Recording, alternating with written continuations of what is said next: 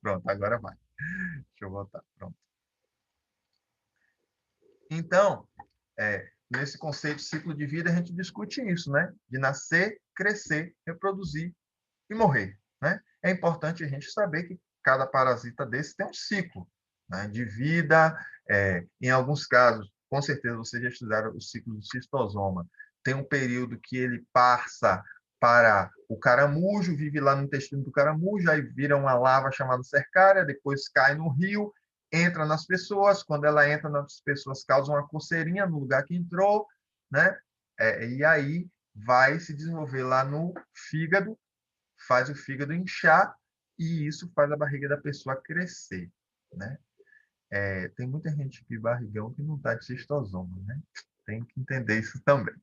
Mas é, o cistosoma tem esses ciclos aí e a gente vai tentar entender todos esses ciclos para tentar combater a doença. Por exemplo, vou dar um exemplo agora.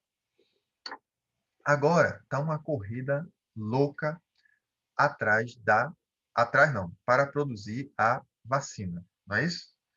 Algumas vacinas pegam o vírus, enfraquecem, colocam no corpo da gente e aí a gente já fica imunizado. Só que tem uns detalhes importantes aí. Por exemplo, não sei se você sabe, aqui em Jitaúna já tem um caso de uma pessoa que pegou Covid no início e pegou Covid agora. Está de Covid agora, pela segunda vez, a mesma pessoa. Então, quer dizer, esse vírus é complicado. É que nem o vírus da gripe. A gente toma a vacina da gripe e ainda fica gripado, né? Porque é um vírus que muda. Então, a gente tem que entender isso. Entendendo esse processo, é que algumas vacinas, por exemplo, tentam interromper a reprodução dos vírus. Tentam inibir que eles se grudem na célula para fazer a célula produzir, né? Porque o vírus é assim, ele obriga a nossa célula a produzir outros vírus. Então, eles tentam fazer esse processo para tentar eliminar essa questão aí da produção de vírus, né? É o ciclo de vida dele. Outra característica é a nutrição. A nutrição é simples, né? Tem dois tipos de nutrição. Vamos pensar assim, que a nutrição, vocês estão me ouvindo bem? A minha internet parece que está oscilando aqui. Tá ok? Posso continuar, né? Ah, beleza. Então, quando dá uma travadinha assim na imagem, é porque tá meio, aqui piscou. Então, o que acontece? Pensa assim, alimento é combustível para o corpo, certo? E é mesmo, alimento é combustível para o corpo. A gente come para pegar as glicoses, as proteínas, os lipídios, para produzir energia para que a gente sobreviva, né? Então, o que é que acontece? Como o alimento é o combustível do corpo, então, logicamente, a gente precisa dele para sobreviver. Todos os seres vivos, inclusive os micro seres vivos. E aí, esses seres vivos têm duas maneiras de obter o alimento. A primeira maneira é sintetizando o próprio alimento, como plantas e cianofícios, cianobactérias, né? Elas pegam a luz do sol, fazem fotossíntese e tudo mais, são autotróficas, certo? Os parasitas e micro-organismos são heterotróficos, ou seja, precisam consumir outros seres vivos ou partes de outros seres vivos. Os parasitas, por exemplo, como o piolho, eles não comem outro ser vivo, eles comem parte do ser vivo, que no caso é o nosso sangue, né? Eles bebem o nosso sangue. Os piolhos, os carrapatos, né? As vermes se alimentam do que a gente come. Então, elas precisam comer alguma coisa, né? E são chamados de heterotróficos. Esses são os heterotróficos. Os autotróficos são os que produzem o próprio alimento. Outro conceito importantíssimo é a reprodução.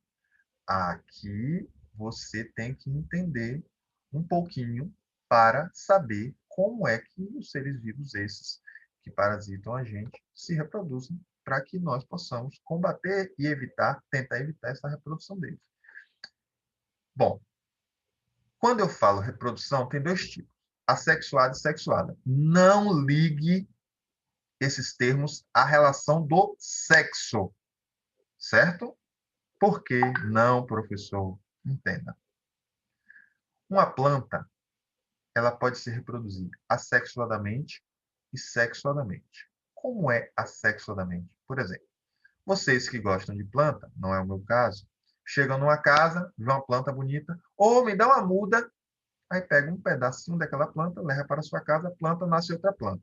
Isso é uma reprodução assexuada, ou seja, não houve fecundação, não houve participação de gametas, não teve nada disso. Você pegou um pedaço de uma planta e nasceu outra planta lá. Agora, as plantas também se reproduzem sexuadamente. Como? Pelo pólen. O pólen sai de uma flor, vai para outra flor, fecunda e nasce o fruto, que tem a semente, e vai nascer outra planta. Certo? Então, isso é uma reprodução sexuada, sim. Mas, por acaso, vocês, a planta faz reprodução sexuada, mas vocês veem as plantas fazendo sexo na floresta? Acho que não, né?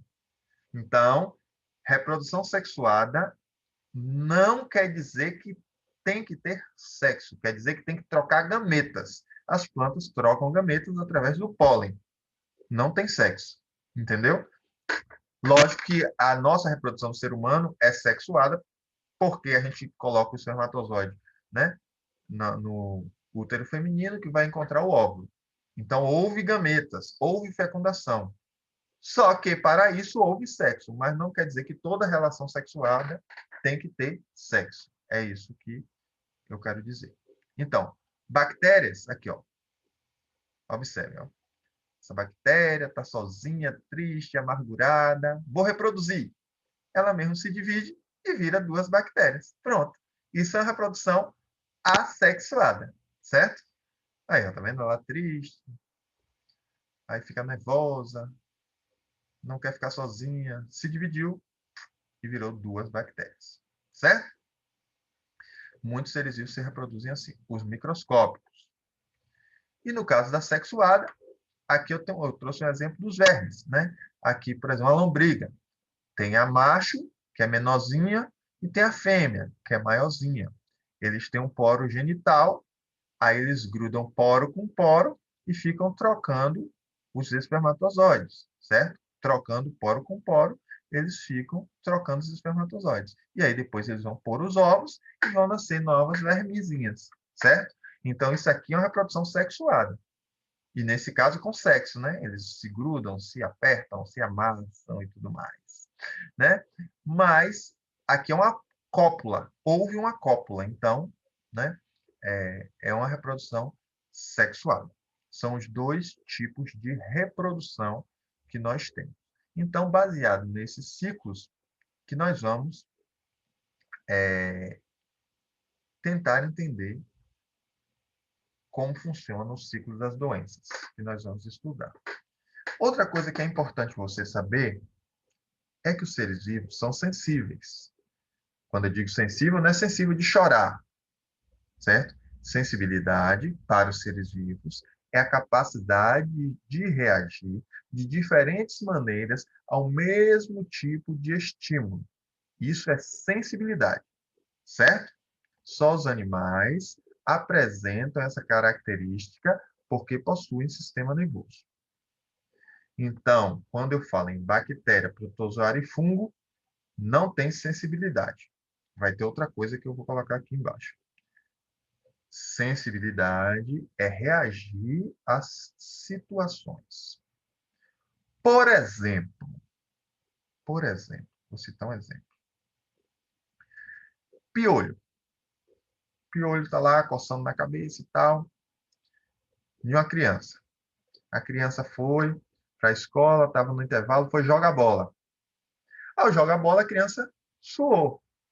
Ao suar, o couro cabeludo esquentou. O piolho vai reagir a essa situação. Alguns piolhos vão continuar lá numa boa, porque acharam um lugar agradável e não atrapalhou quando a criança suou. Outros piolhos vão querer descer do couro cabeludo, com certeza, né?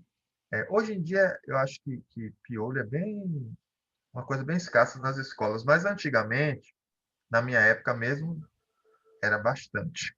Tinha bastante gente que tinha piolho. E O aí, senhor tinha, né? já tive, sim, já tive.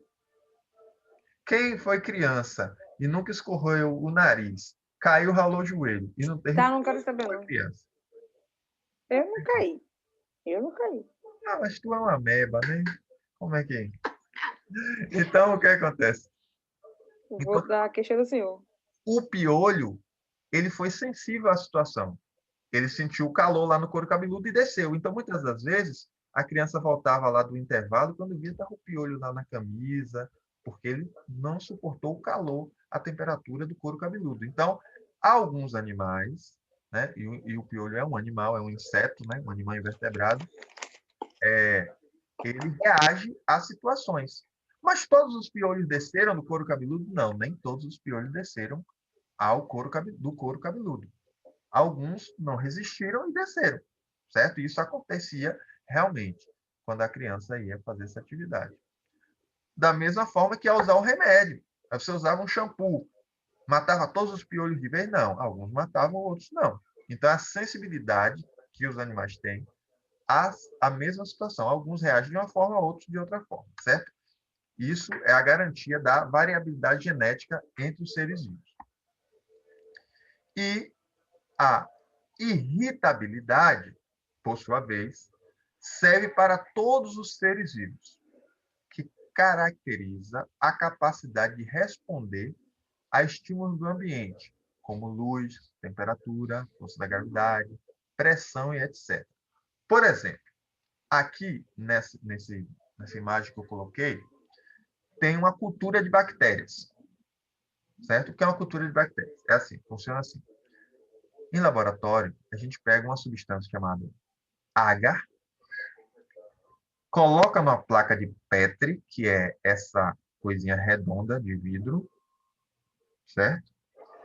E aí a gente coloca, por exemplo, no banheiro, na rua, para coletar bactérias. As bactérias entram aqui e esse agar vai servir de alimento para a bactéria. Então a bactéria vai se alimentar e vai começar a se reproduzir e formar uma colônia dentro dessa placa de Petri para nos ajudar a estudar as bactérias, né? Aqui acho que deixa eu voltar aqui, botar no início aqui da, eu botei uma imagem aqui, tá vendo aqui? Aqui as bactérias, ó. Isso aqui é a bactéria que se desenvolveu, ó, na placa de Petri, né? Nesse caso em especial aqui, eu quero mostrar uma curiosidade. Observe o seguinte: onde tem a bolinha branca, não tem bactéria. Observe que ao redor da bolinha branca não tem nada, tá vendo? Só dessa aqui, que foi colocado por último, provavelmente, S e S. Né? Os que tem menos é o tempo de reação.